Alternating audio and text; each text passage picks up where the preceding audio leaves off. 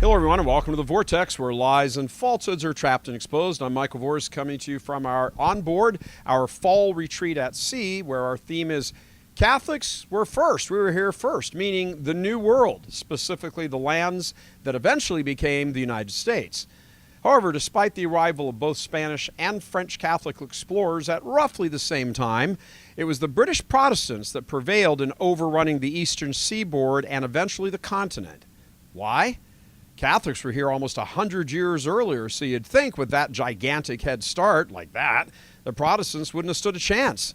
Well, the answer lies in the history of the circumstances. Catholic explorers were not mostly interested in establishing colonies, but rather enriching the coffers of their respective monarchs as well as the wealthy merchants who had invested in their explorations. On the other hand, the Protestants were not as much interested in potential wealth, but establishing colonies where they could escape what they saw as religious persecution. The Catholic explorers came here to get rich. The Protestants came here to start a new life. With the exception of the Irish, who were persecuted violently by the British realm, there were no other Catholic populations looking to escape tyranny, at that time at least. There were a smattering of Catholic settlements here and there, most notably St. Augustine, which by the way is Augustine, in Florida, but these were far apart and very few in between. Additionally, the Catholic explorers brought with them missionaries who brought the gospel to the New World, and their efforts were concentrated in converting the native populations, not building settlements for migrants from Europe. And further, much of the territories of the New World Catholic explorers encountered were in Florida and south of that, the Caribbean islands, Mexico, even South America. All of that was thanks to the Spanish. With the exception of the very deep south, Louisiana most notably, the French largely confined their expeditions to the north and lands in modern-day Canada, as well as the northern remote parts of the present-day United States, Maine, for example. It was for this reason that the French and British fought so much along the disputed territories and gave way to famous battles and wars. That was in the mid to late 1500s until the mid or so 1700s, and it set the stage for major military clashes down the road with the British colonies. The British colonists were not a force so much to speak in the South, certainly not in the same degree as a result of harder few skirmishes with the Spanish. They never really got into it with them. So large swaths of North America were Catholic, as it were, for 100 years before the British even largely knew about the New World. Likewise, even when some earlier 16th century British explorations did happen, they were largely in search of the famed Northwest Passage, a route they were certain would go across the continent and emerge in the Pacific. For the record, it was not discovered until the early 20th century, but it passes through the Arctic Circle, so you can see why people weren't so thrilled about taking their boats through icebergs.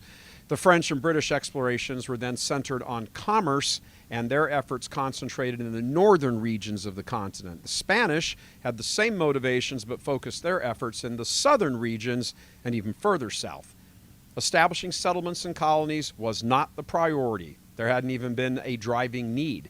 After all, why would citizens in Europe feel a need to give up the relative comfort and peace that they enjoyed at home and hop on a ship, sail across the ocean, face danger with uncertainty without really a major motivator to do so?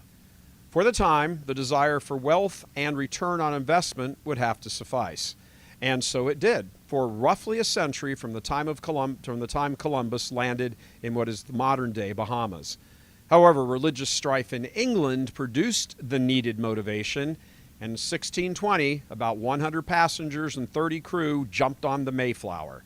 A good number died on the voyage, and those who survived and landed in Plymouth still had to face the winter.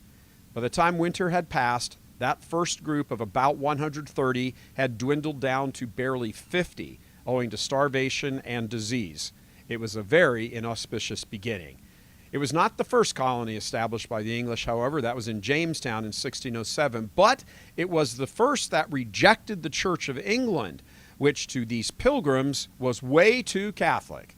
So the important part to note here is that there were two types of categories of English settlements in the New England area. Both rejected the Pope and the authority of the Church.